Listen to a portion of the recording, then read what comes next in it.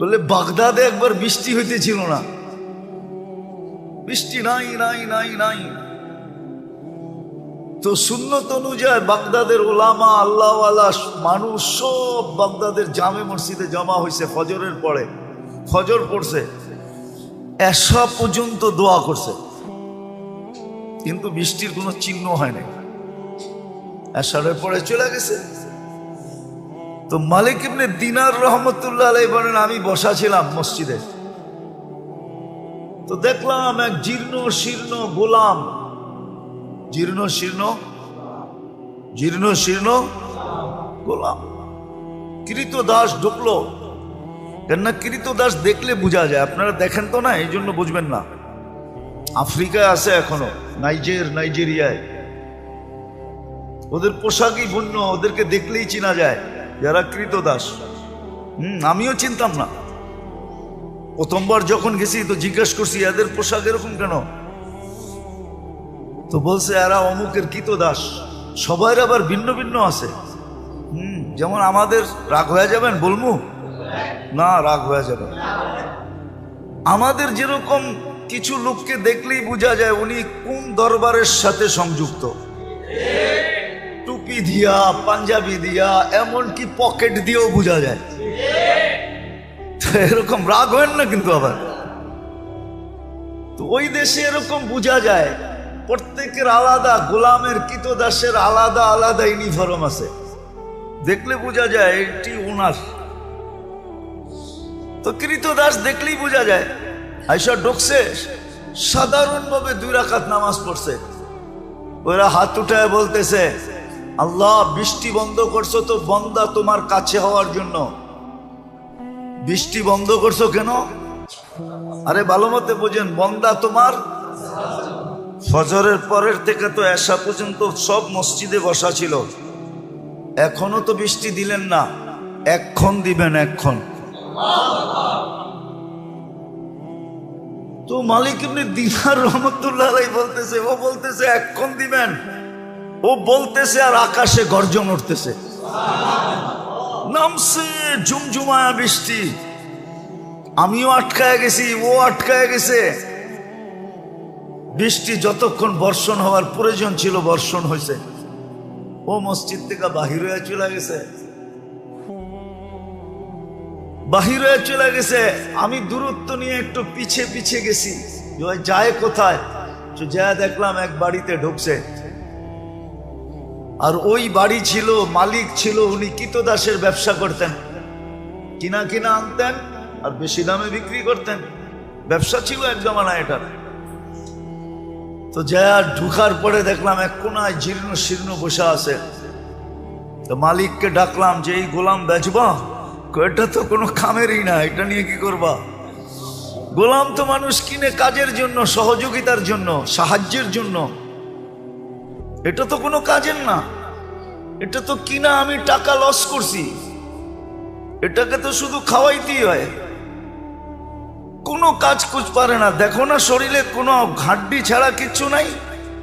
তো মালিক ইবনে দিনার রহমতুল্লাহ আলাইহি বলতেছে, তুই বেচবি কিনা এটা কর, কি আছে না আছে ওটা তো আমার তোর দরকার নাই, বেচবি? তো মনে মনে ভাবতেছে, মনে হয় আল্লাহই পাঠায় দিছে আমার উপরে সুযোগ, সুবর্ণ সুযোগ মেরে একটা লমসম দাম চাইছে, যা চাইছে মালিক ইবনে দিনার রহমতুল্লাহ আলাইহি বলে ডান, কিনা ফেললাম। টাকা গয়না দিয়ে নিয়ে আসছে। আনার পরেও কৃতদাস জিজ্ঞাসা করতেছে, মালিক তুই আমার এত দোষ শোনার পরও তুই আমাকে কিনলি কেন? তোর কি টাকায় কামড়ায় যে তুই আমারে কিনলি টাকা দিয়া? তো মালিক ইবনে দিনার রহমতুল্লাহ আলাইহি বলে, আমি তোকে দেখা কিনি নাই, আমি তো কিনছি তোর তাআল্লুক দেখা। সারা বাগদাদ বসা ছিল ফজরের পরের থেকে আল্লাহওয়ালা আলেম। ওই সময় বাগদাদেই ছিল। ওই চিত্র তোলার সময় আমার কাছে নাই যে ওই সময় বাগদাদের চিত্রটা কিরকম ছিল। সব তো ফজরের পরের থেকে আসা পর্যন্ত বসা ছিল, বৃষ্টি তো হইল না। তুই এরকম কি বললি আল্লাহকে 2 রাকাত পড়া? জুমজুমায় বৃষ্টি আসলো আর তুই বললি এক্ষণ দেন। আল্লাহ কাছে পাওয়ার একটা মজা আছে, আজকে আমরা পাই নাই, এই জন্য মজা নাই, মজা পাই নাই।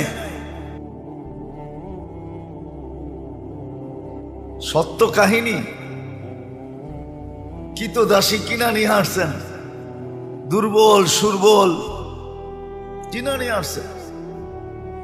তো কৃতদাসী বলছে, মালিক সারাদিন কাজ করব বটে, কিন্তু রাত্রে তুমি আমার থেকে কোনো কাজ নিতে পারবে না। যদি এই শর্ত হয় তো আমি যাইতে রাজি। এই শর্ত যদি হয় তাহলে আমি কি যাইতে রাজি, এই শর্ত পুরা করলে। বলছে ঠিক আছে।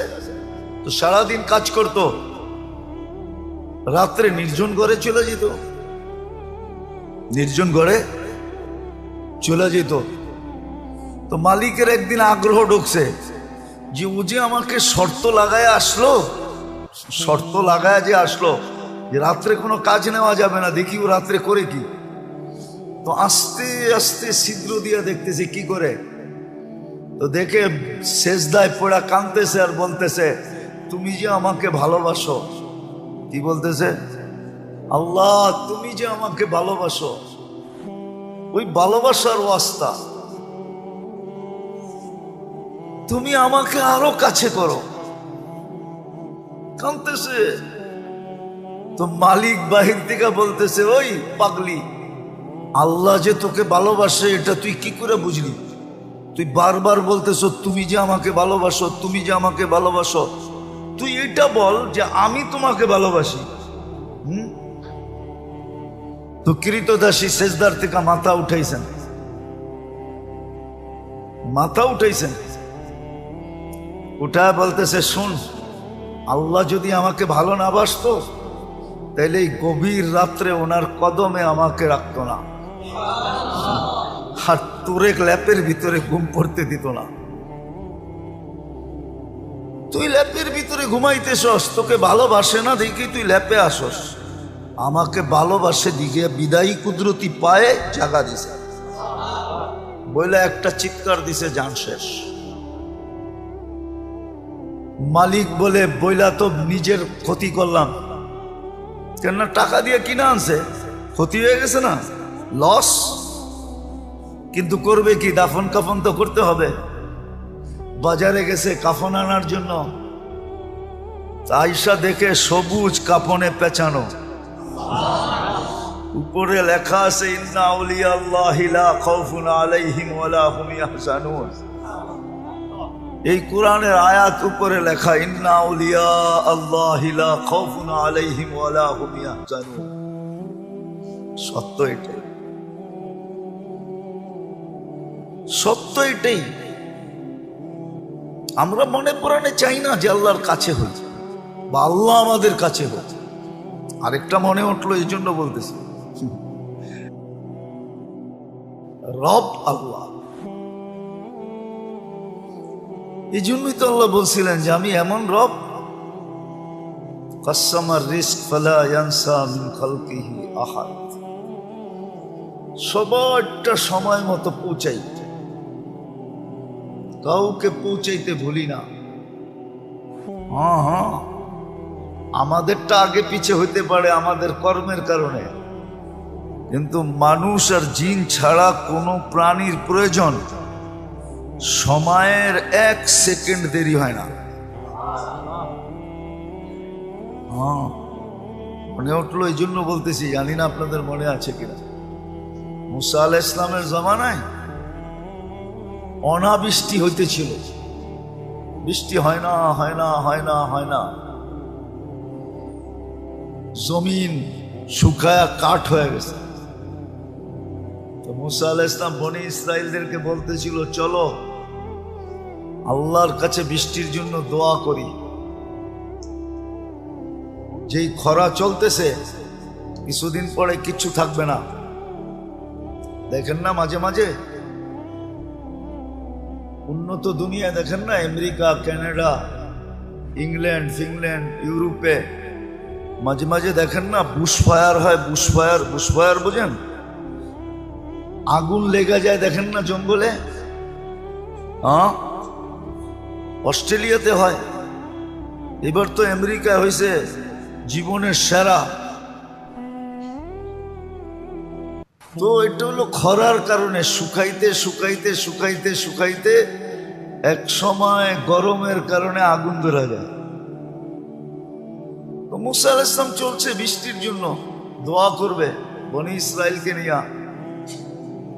আর আগে নিয়ম ছিল, যেদিন ইস্তেসকার নামাজ পড়বে ফজরের পরের থেকে কিছু খাবে না, রোজার মতো থাকবে, রোজার মতো। এমনকি বাচ্চাদেরকে মা দুধও দিবে না, জানোয়ারকে কোনো খাওয়া দিবে না, যেন সবাই আল্লাহর দিকে ফিরে। তো আধা রাস্তায় জয়া বলতেছে, চলো দোয়া করতে হবে না, বৃষ্টি চলে আসবে। বনি ইসরাইল একটু গারতারা জাতি ছিল, গারতারা, গারতারা বুঝেন? আবার বরিশালের মানুষ থাকলে চেতা যাইব, ঠিক না? মুই কি কম বুঝি, মোরে কম বুঝাইতে হইবে? মুই কি কম বুঝি? বনি ইসরাইল এরকমই ছিল। বলতেছে, মুসা দোয়াই তো করলাম না, আলাইহিস সালাম দোয়াই তো করলাম না, বৃষ্টি কোত্থেকে আসবে? তাইলে কষ্ট করে আনাইলাই কেন? তো পুরা জাতি তর্কে বিতর্কে জড়ায় গেছে মুসা আলাইহিস সালামের সাথে। তো মুসা আলাইহিস সালামের বলার ইচ্ছা ছিল না, তো বলছে, শোনো, তোমাদের দোয়ার আগে পিপিলিকার দোয়া কবুল হয়ে গেছে। পিপিলিকা আল্লাহর কাছে দোয়া করছে, লিমা তুআদ্দিবুনা বিদুনুবি ইবাদিক, এলাহি তোমার বন্দার গুনার কারণে আমাদেরকে শাস্তি দাও কোন দুঃখে? গুনাহ তো তোমার বন্দা করছে, মানুষ গুনাহ করে, প্রাণী তো গুনাহ করে না। মানুষের গুনার কারণে আমাদেরকে শাস্তি, এটার যুক্তি কি? কোন যুক্তিতে? তো বলছে, এই যে খরা, খাদ্যগুলা সব শুকায়া কাঠ হয়ে গেছে, আমাদের দাঁতগুলা নরম, চাবাইলে দাঁত ভাঙ্গা যায়, খাদ্য খাবো তো দূরের কথা, উল্টা দাঁত হারায়া ফিরে আসতে হয়। আর বৃষ্টি হলে খাদ্যের ভিতরে পানি ঢোকে, ওগুলা সফট হয়, নরম। পাওয়া রুটি তো এই জন্যই পাওয়া রুটি কয়, ঠিক না? টোস্টরে তো এই জন্যই টোস্ট কয়, ঠিক না? টোস্ট খাইলে মনে হয় যে কাঁকড়া ভাজা চাবাইতেছে, ঠিক না? কটকট খটখট শব্দ হইতেছে, ঠিক না? তো কয় যে নরম হইলে আমাদের খাইতে সুবিধা হয়। এখন তো সব কাঠ হয়ে গেছে, কামড় দিতে দেরি, দাঁত হারাইতে দেরি হয় না। আমাদের সাথে এই ব্যবহার কিসের জন্য? তা আল্লাহ পিপিলিকার অভিযোগ গ্রহণ করছেন, বৃষ্টি পাঠায় দেওয়ার সিদ্ধান্ত নিয়ে নিয়েছেন। তো যেটা বুঝাইতেছিলাম দোষ তো আমাদের, প্রয়োজনও আমাদের, দোষও আমাদের। তো সবচেয়ে বেশি ঘনিষ্ঠ হওয়া দরকার ছিল আল্লাহর সাথে, কেননা আল্লাহ মহাকর্তা, মহাপালনকারী, লালনকারী, পালনকারী, রক্ষক, সুরক্ষাকারী, হেফাজতকারী আল্লাহ। ওনাকে কাছে নেওয়ার, ওনার কাছে হওয়া উচিত ছিল, ওনাকে কাছে করা উচিত ছিল। আর সত্য আমরা করি নাই বিদায় মজা পাই না। যে যেটা খায় নাই, ওরে বয়ান দিয়ে এটার মজা বোঝানো যাবে না, ঠিক না? যে যেটা খায় নাই, ওরে ওইটার মজা বয়ান দিয়া, হাকি মজা অন্য জিনিস, স্বাদ অন্য জিনিস। এই জন্যই তো কবিতা আসছে, নাহলে কবিতা আসতো না। কি যাত না বিষে বুঝিবে সে কিসে, কবু আসি বিষে ডংসি নিজারে। সাপের ব্যথা তো ওই বুঝবে যে যাকে সাপ ছোবল দিছে, ঠিক না? যাকে ছোবল দেয় না, আপনি কাউকে মাথা ব্যথা বুঝাইতে পারবেন? কিন্তু যার হয়েছে সে তো বোঝে কি, ঠিক না? তো না হইলে বোঝা যায় না আল্লাহর কাছে হওয়া যে কত মজা। নাইলে এই কথা কোনোদিন হইতো না। আউলিয়ানে লাথ মারি, আল্লাহ ওয়ালারা দুনিয়ায় লাথি দিতেন না। থাকে দুনিয়ার ভিতরে, লাথি দেয় দুনিয়াকে। এটা আপনার যুক্তিতে আসে নাকি? যে থাকতেছে দুনিয়াতে, খাইতেছে দুনিয়ারটা, পড়তেছে দুনিয়ারটা, লাথি দিতেছে কাকে? এটা হয় যুক্তিতে? কিন্তু ওনারা জানে কেন লাথি দিতেছে, কেন লাথি দিতেছে। সত্য এটাই। এই জন্যই দুনিয়ায় দুই দল হয়ে গেছে। একদল দুনিয়ার পিছে দৌড়াইতেছে, দুনিয়া ওদেরকে লাথি দিতেছে, ফুটবলের মতো লাইতাইতেছে আর ক্লান্ত করতেছে, গাম জড়াইতেছে। আর আরেক দল দেখা যায় আল্লাহর দিকে দৌড়াইতেছে, দুনিয়া ওদের পিছে দৌড়াইতেছে আর ওরা দুনিয়াকে লাথি মেরা সরাইতেছে। সর, আমার দরকার নাই, আমার আমার দরকার নাই, আমার দরকার নাই, আমার প্রয়োজন নাই। ওরা দুনিয়াকে লাথি মারতেছে আর একদল আছে যাদেরকে দুনিয়া লাথি মারতেছে, ক্লান্ত করতেছে। তো যেটা বুঝাইতেছিলাম, না না জানি না এতক্ষণ পর্যন্ত বুঝে আসছে কিনা, সবচেয়ে বেশি আমাদের উচিত ছিল আল্লাহকে সঙ্গে নেওয়া, আল্লাহর কাছে হওয়া। এটাই মুসলমানদেরকে আল্লাহ বুঝাইতে চাইছিলেন। কুল্লি কামা উরিদ আকুন লাকা কামা তুরিদ, আমি যেমন চাই তেমন করে দেখাও, তুমি যেমন চাবে আমি তেমন করে দেখাবো। কুল্লি কামা উরিদ আকুন লাকা কামা তুরিদ। আবার করার ভিতরে আল্লাহ যে করা চাইতেছেন আমার ভিতরে, আমার থেকে, আপনার থেকে, এটা কি অনেক বেশি? না, ওটো সীমা দিয়া দিছেন, সাধ্যের বাহিরে না, অতিরিক্ত না। অতিরিক্ত যদি বৈধ হইতো তাহলে এই হাদিস কোনোদিন হইতো না। তিনজনে বৈশা যুক্তি পরামর্শ করা, তিনজনে ঘোষণা দিতেছে আমি সারা রাত্র ইবাদত করব, আরেকজন বলতেছে আমি সারা জীবন রোজা রাখবো, আরেকজন বলতেছে আমি বিয়ে শাদী করব না। আল্লাহর রসুল শুনতেছে চুপচাপ। তিনজনের ঘোষণার পরে বলতেছে একটাও ঠিক না। আমি রাত্রে ঘুমাইও আবার সজাগ থাকি, ইবাদতও করি, আমি বিয়েও করছি একাধিক, আমি রোজাও রাখি আবার রোজাও ছাড়ি। বিদায় আমি যেটা করতেছি এটাই সঠিক। তোমাদেরটা যদিও আমার তুলনায় অনেক বেশি দেখা যাইতেছে, সারা রাত্র ইবাদত, কিন্তু এটা সঠিক না। ওয়ালি জাসাদিকা আলাইকা হাক্ক, তোমার শরীরেরও হক আছে। আরামের জন্য ঘুমও দরকার, ক্লান্তি দূরের জন্য ঘুমও দরকার, সুস্থতার জন্য ঘুমও দরকার। আল্লাহর রসুল বুঝেইছেন। তাহলে বুঝা গেল সাধ্যের বাহিরেও না, অতিরিক্ত না, সহজ করছেন। আল্লাহর কাছে হওয়া, আল্লাহ পাওয়া সহজ, সহজ ছিল। যদি আমি শিখতাম, যদি আমি করতাম, করলে সহজ, শিখলে সহজ। আমরা তো শিখিও না, করিও না, এই জন্য আমাদের কাছে কঠিন মনে হয়। অপরিচিত জায়গায় যাইতে মানুষ যাওয়ার আগেই ভীতু হয়, অনেক ভাবনা ভাবে, ঠিক না? তো না শিখলে কঠিন মনে হয়, না জানলে কঠিন মনে হয়। আসলে কঠিন না, আল্লাহ পাওয়া তো সহজ। অনেকবার বলছি, এবারও বলতেছি, বনি ইসরাইলের ওই বদমাশ, আল্লাহর জন্য তো শোভনীয় না শব্দটা, দুই শব্দে আল্লাহকে পটায় ফেলছে, রাজি করে ফেলছে, খুশি করে ফেলছে, নিজের পক্ষে নিয়ে নিছে। কেমন নেওয়া নিছে?